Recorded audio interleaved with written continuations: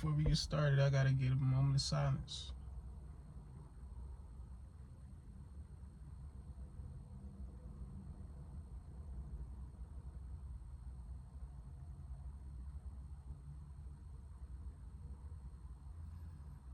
Rest in peace, you know, to one of the greatest, if not the greatest, you know.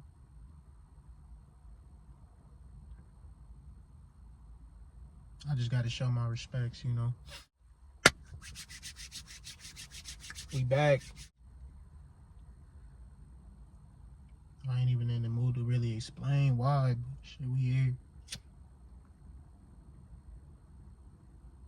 Sorry, nah, I'm just in like a mellowy ass mood. But shit, I'm good though. Like, you know, every trip, I'm always good. How y'all been? Y'all been good? Y'all been straight? Everybody been straight? Everybody been good? Everybody been living life? I appreciate that. I appreciate that you out there living that life. You know what I'm saying? Some niggas don't be trying to live that life. Some niggas don't want to live life. You know? I appreciate you trying to live life. You know? Life is a beautiful thing. Life is a beautiful thing.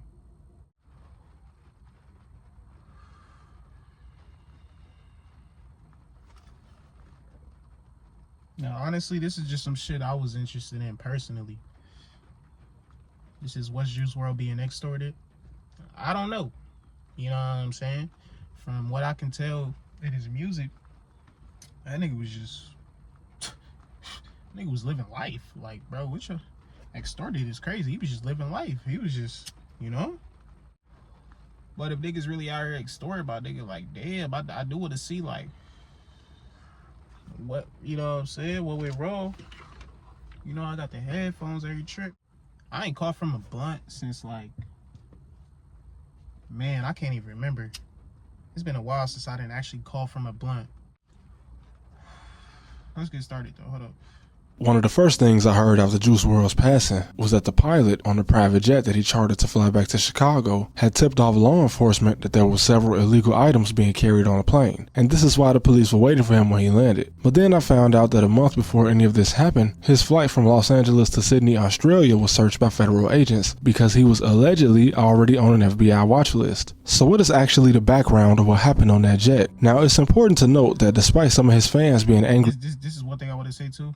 I don't know the whole context. Like, I think I explained it in the last video that I made on Juice Wrld. Did I? Even if I did, I'm gonna just say it again though. Bro, I was not a Juice Wrld fan before. I'm gonna keep it a bean. Like nah, I'm one of them niggas that found Juice Wrld afterwards. Like, I'm gonna go ahead and say that now. I'm one of them niggas that found you, cause I ain't gonna lie. I heard Lucid Dreams. I heard Moonlight. I fucked with Moonlight. Like, Moonlight was hard. Cause I heard Moonlight before I heard Lucid Dreams. You know what I'm saying? I heard Moonlight on SoundCloud. I was like, all right, cool. And then I heard my homie was playing this song, Too Smooth. Fuck. He wasn't Juice Wrld though. It was called Juice the Kid. That was one song. This is one time in like I'm talking about years, like years ago. Like, damn, I don't even remember what year this was. I remember a music video. Yup, the Cole Bennett shit to Lucid Dreams came out. He blew up. That's when I heard Lucid Dreams. It was like a week after it was already posted. This shit had millions of views. I'm like, damn.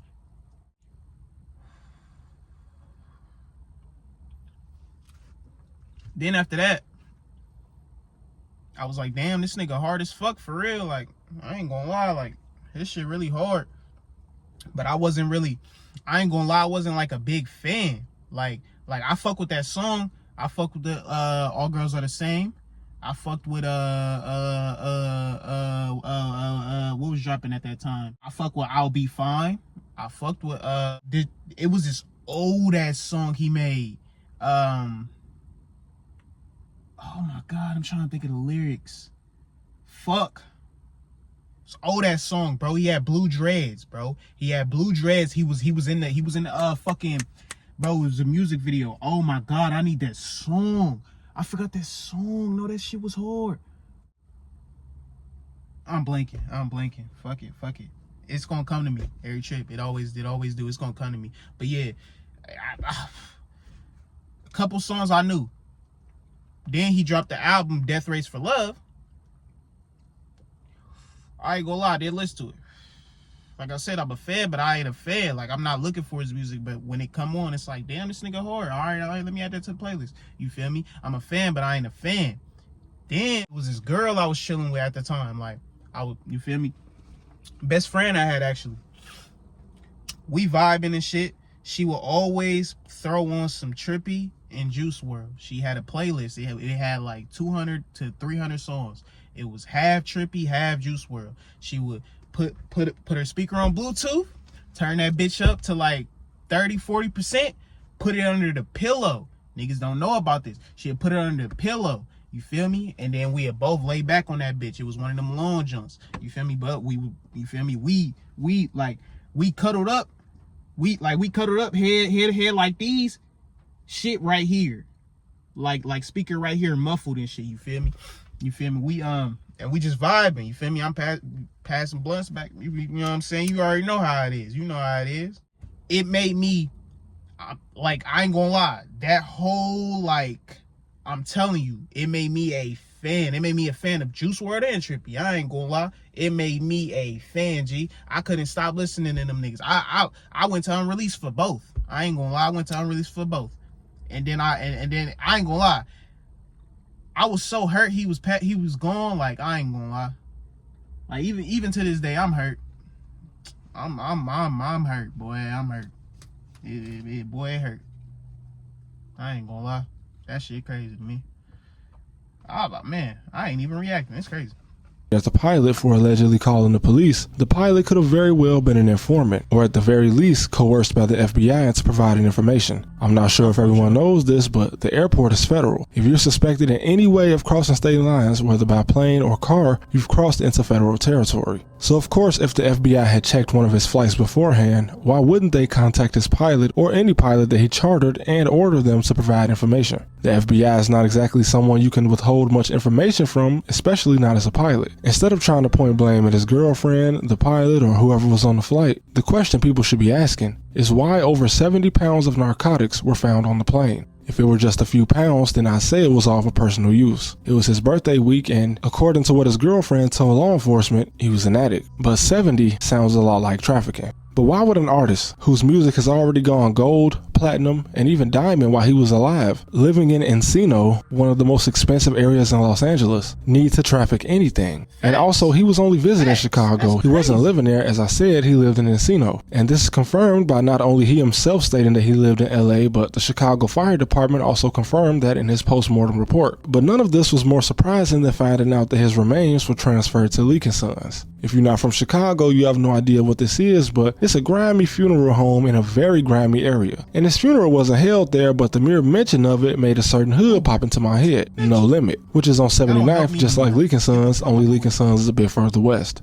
Now, I'm kinda unclear on what links a kid from the south suburbs to a hood on 79th Street. As Juice Wrld said himself, his mother moved him away from the hood a long time before he blew up. So the guy that signed him after being put onto his music was Lil Bibby, who was a rapper turned executive from No Limit, who also did not know Juice Wrld. When he met Juice Wrld for the first time, he was in the studio with other guys from No Limit who also did not know him. Now, I'll admit that while he was alive, I always thought his association with No Limit was strange. Just being from the city, the suburbs are their own world, and typically the only way you see a guy from the suburbs heavily associating himself with a neighborhood in the inner city is if there was some type of family ties. For instance, there are usually different branches in a family, and a lot of people that grew up in the hood have cousins that grew up middle class in the suburbs. I have family all over the country, from the hood in Memphis to the suburbs in the valley on the west coast. Now, I don't believe that Bibby is as affiliated with No Limit as he once was, since he really has been playing the executive role for a while, far removed from Chicago. But the guys introduced to Juice Wrld due to his affiliation with Bibby are not executives living in mansions.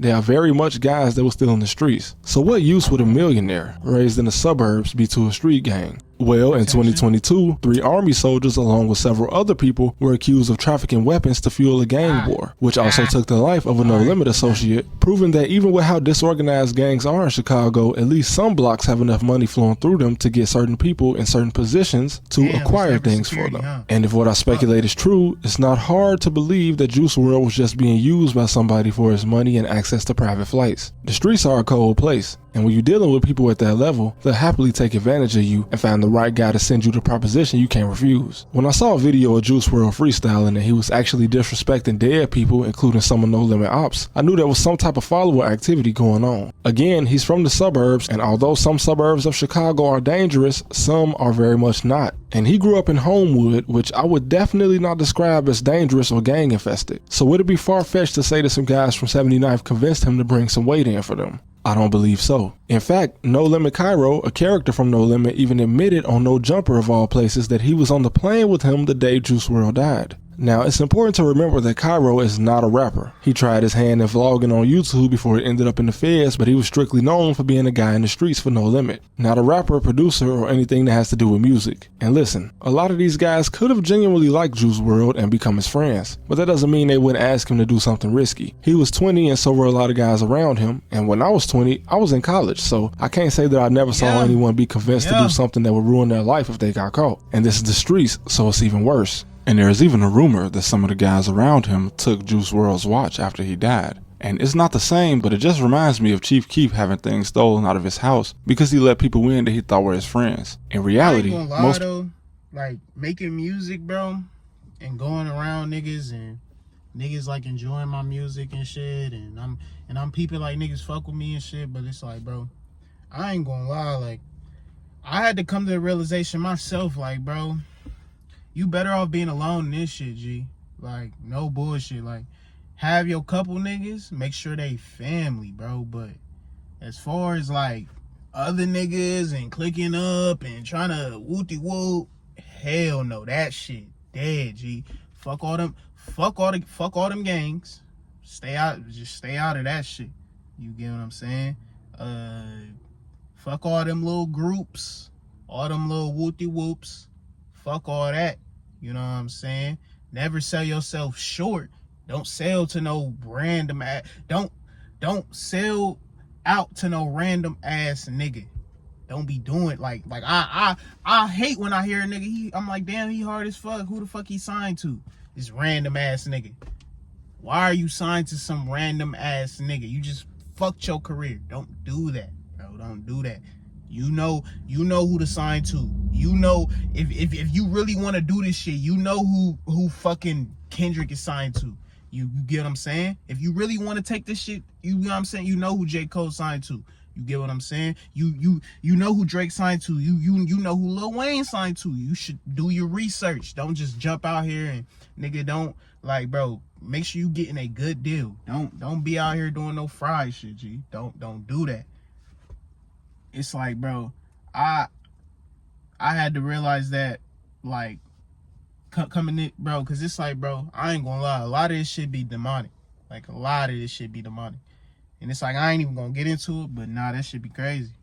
People are just opportunists, especially when you're the one that achieves something that most people only dream about. I'm from 79, so I can just imagine what these guys felt like flying on private jets with Juice Wrld and riding around LA in foreign cars. This is a guy that was more successful than any rapper and arguably any entertainer from Chicago ever since Kanye West. During his life, he was top 10 in all of music as far as popularity. Just standing next to him would have got you 50,000 followers. Like, bro, and Cairo, now I'm not saying that if what I speculate is true that he was involved, as Cairo is the only guy from that area that was smart enough to capitalize off his own name and affiliation with people more famous than him, and it led to him gaining hundreds of thousands of views on his own YouTube channel, earning his own money. And it's also important to remember that there is no current investigation into all of the things found on his plane. Some of the people that were on board with him were only charged with weapons, but whatever trafficking investigation the feds had open on Juice Wrld, they clearly thought he was the ringleader because the case is closed. And several No Limit members have been arrested since his death, including Cairo, but none charged with drug trafficking.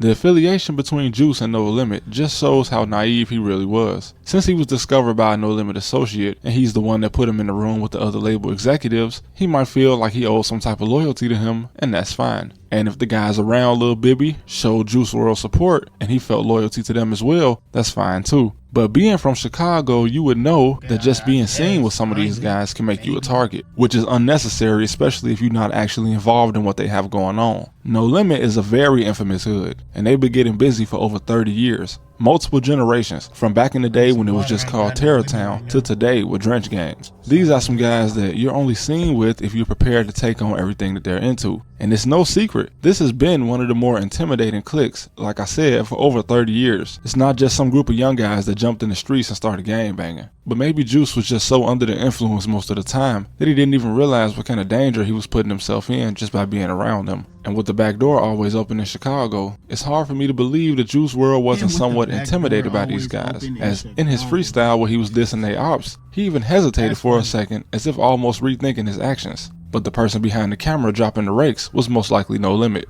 Either way, if you want to believe that the police being tipped off is the reason Juice Wrld is no longer here, that's fine. But whatever was going on, it just doesn't look like something that he should have ever been involved with in the first place. Thanks for watching, and rest in peace to Gerard Higgins. Rest in peace. Real shit. Honestly, I don't believe that's the cause. If let's just speculate and say that's true, right? All right, cool. Like, my nigga was getting extorted. It happens to the best of us. You know what I'm saying? We all gotta learn. You feel me? But I don't think that's why he died. Like, I think what in reality, he was, but it's like he said, he tied it, like he looking at it on some shit like y'all brought me in this shit, nigga. I'm not about to go against my brothers. Y'all help me. Like, I ain't going like y'all didn't. And then on top of that, like, he's already to the point where it's like, if shit goes south, I know how I want to go out. He say it in every track. It's real shit. It's real shit. Like, that shit crazy when you really think about it, but it's real shit. That should be nuts. But yeah, I appreciate everybody who tuning in, everybody with the woo. I'm out this bitch. Peace.